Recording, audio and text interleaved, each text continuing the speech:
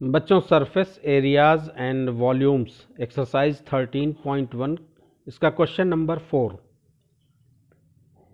A cubical block of side 7 centimetre is surmounted by a hemisphere.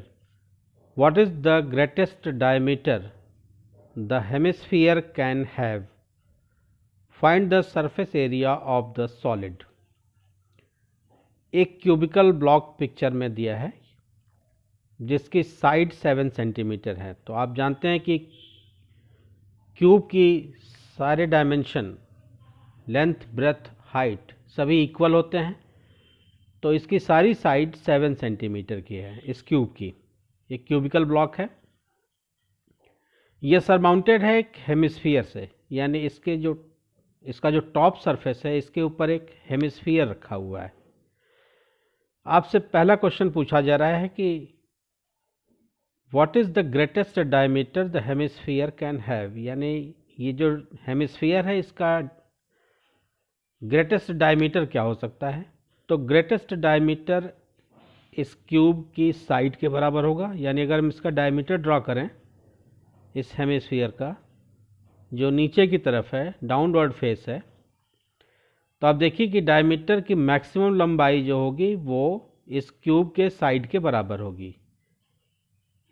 यानी ये hemisphere बाहर, इस क्यूब से बाहर नहीं निकलना चाहिए। तो मैक्सिमम हाइट क्या होगी, मैक्सिमम डायमीटर क्या होगा इस हेमिस्फीयर का, इस क्यूब की साइड के बराबर, यानी 7 सेंटीमीटर। तो इसका पहला पार्ट तो बहुत इजी है। तो इसके सॉल्यूशन में हम लोग लिखेंगे the hemisphere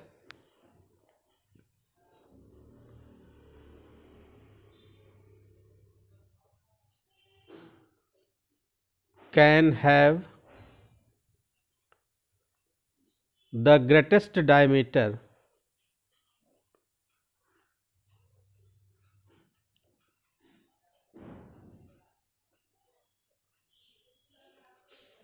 equal to the side of cube equal to 7 centimetre. चूँकि साइड 7 सेंटीमीटर है तो ग्रेटेस्ट डायमीटर जो होगा हेमिस्फीयर का वो 7 सेंटीमीटर होगा। Find the surface area of the solid. अब इस क्यूब और क्यूब के ऊपर माउंटेड है हेमिस्फीयर, इसका जो सॉलिड शेप बन रहा है, ये जो सॉलिड शेप है इसका आपको सरफेस एरिया निकालना है। तो इसका सरफेस एरिया हम कैसे निकालेंगे। क्यूब में कुल 6 फेस होते हैं, तो हम 6 फेस का सरफेस एरिया निकाल लेंगे 6a² से। आपने इंट्रोडक्शन वीडियो में देखा है कि total surface area of cube 6a² होता है। इसके बाद इसमें हम ऐड कर देंगे ये जो हेमिस्फीयर वाला पार्ट है। तो हेमिस्फीयर का कर्व्ड सरफेस एरिया 2πr² होता है, जहाँ पे रेडियस 7 सेंटीमीटर, 7 का हाफ, 7 तो डायमीटर है, 7/2 कर देंगे, इसका रेडियस हमें मिल जाएगा। 2πr² से कर्व्ड सरफेस एरिया हम निकाल के और इस क्यूब के सरफेस एरिया में ऐड कर देंगे। यहाँ पे प्रॉब्लम ये है कि जो टॉप सरफेस इसका दिख रहा है क्यूब का, ये ढका हुआ है इस गोल वाले हिस्से से। तो अगर हम टोटल सरफेस एरिया एक बार निकाल रहे हैं क्यूब का, तो उसमें भी ये पोर्शन कॉमन आ रहा है। आपको ये चीज़ समझना है, ये क्यूब का टॉप सरफेस है और इस पे ये ऐसे ढका हुआ है। तो हमें अगर कर्व्ड सरफेस एरिया निकालना है तो जो टॉप सरफेस है उसका तो हम केवल ये पोर्शन पा रहे हैं, केवल ये कॉर्नर वाला हिस्सा मिल रहा है हमको इस कॉर्नर के हिस्से को ही हम काउंट करेंगे, क्योंकि जब हम कर्व्ड सरफेस एरिया निकाल रहे हैं हेमिस्फीयर का, तो हेमिस्फीयर का कर्व्ड सरफेस एरिया इसके ऊपर है, इस गोले के ऊपर है, और ये गोला जो है इस टॉप सरफेस को इतना तक ढके हुए है। तो हमें ये एरिया केवल मिल रहा है, कॉर्नर का एरिया। तो हम total surface area of cube plus curved surface area of hemisphere, और उसमें से हम ये वाला हिस्सा माइनस कर देंगे जो पाई आर स्क्वायर है, यानी इसका जो बेस है हेमिस्फीयर का उसको माइनस कर देंगे। तो इस छठवें फेस से, यानी जो टॉप फेस है इसमें से जब हम ये सर्कल माइनस कर दें तो हमें केवल कॉर्नर वाला हिस्सा मिलेगा, और वही हमें चाहिए। तो आइए देखते हैं, कॉन्सेप्ट को हमने समझ लिया। टोटल सरफेस एरिया निकालते हैं of the solid. Total surface area of the solid shape, क्या क्या हम ऐड करेंगे और क्या सब्ट्रैक्ट कर देंगे, इक्वल टू हो जाएगा area of total surface area of cube, total surface area of cube, इसमें हम ऐड करेंगे curved surface area of hemisphere,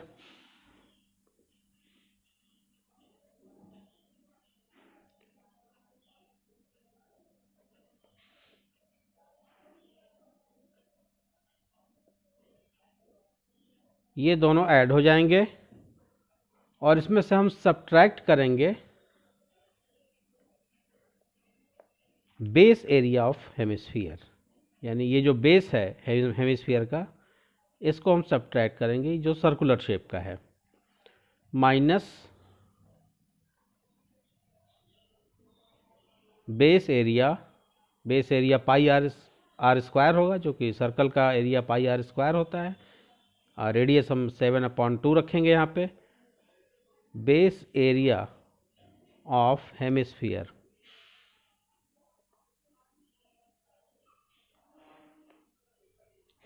ये हमारा फॉर्मूला बन गया। Total surface area of cube होता है 6a स्क्वायर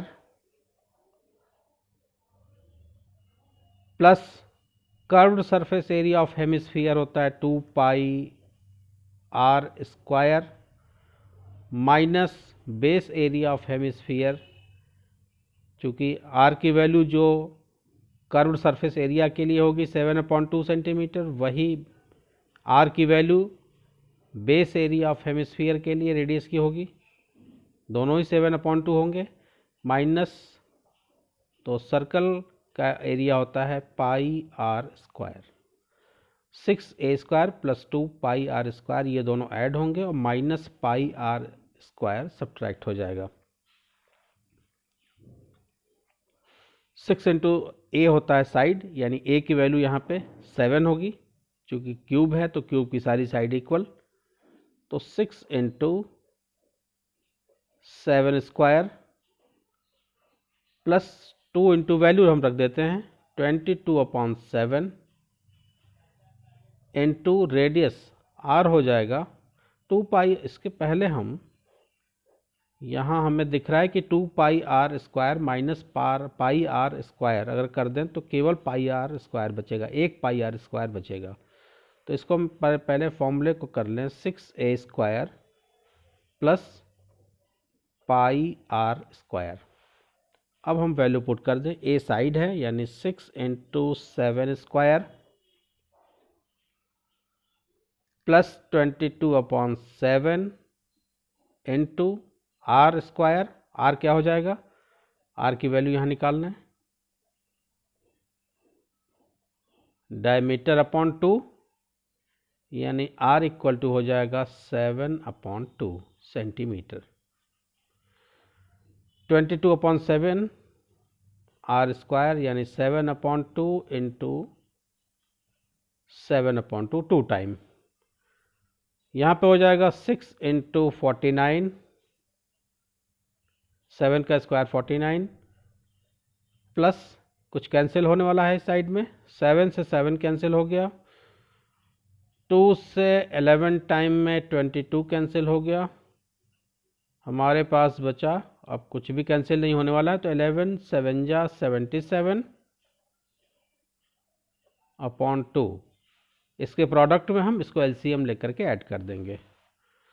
तो 49 और 6 को जब हम मल्टीप्लाई करेंगे तो हमारे पास आ जाएगा 294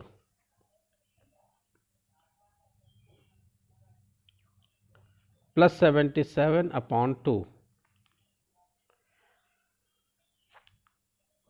तो 77/2 का हाफ हो जाता है, अरे 77 का हाफ हो जाता है 38.5। तो हम इसमें 294 प्लस 38.5 इसको मैंने सॉल्व कर दिया 77/2 को। एलसीएम लेके करने की ज़रूरत नहीं, वो लंबा प्रोसेस हो जाएगा। 294 में जब हम 38.5 ऐड करेंगे तो हमारे पास जो रिजल्ट आएगा वो आएगा 332.5 सेंटीमीटर स्क्वायर। चूँकि हमसे एरिया पूछा गया था और डायमेंशन सेंटीमीटर में है तो हमारा आंसर जो होगा वो सेंटीमीटर स्क्वायर में आएगा।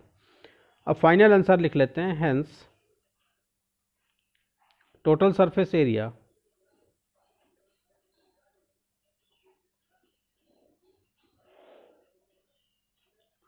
of the solid shape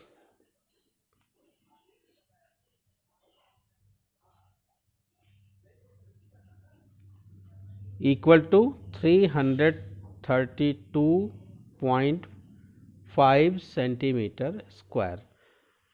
तो ये भी इजी क्वेश्चन था, होप आपके समझ में आया होगा। वीडियो अगर अच्छा लगा है तो चैनल को सब्सक्राइब कीजिए, अपने फ्रेंड्स के साथ शेयर कीजिए। अपडेट रहने के लिए बेल आइकन को भी प्रेस कीजिए, क्योंकि आने वाले वीडियोस में complete NCERT, exemplar, RD. Sharma और आर.एस. अग्रवाल के क्वेश्चन आपको कराएंगे। साथ में फिजिक्स और केमिस्ट्री की भी वीडियोस आपके लिए लाएंगे। किसी क्वेश्चन में आपको कहीं पे डाउट होता है तो आप कमेंट सेक्शन में पूछ सकते हैं या मेरी ईमेल आईडी भी पूछ सकते हैं। Thank you.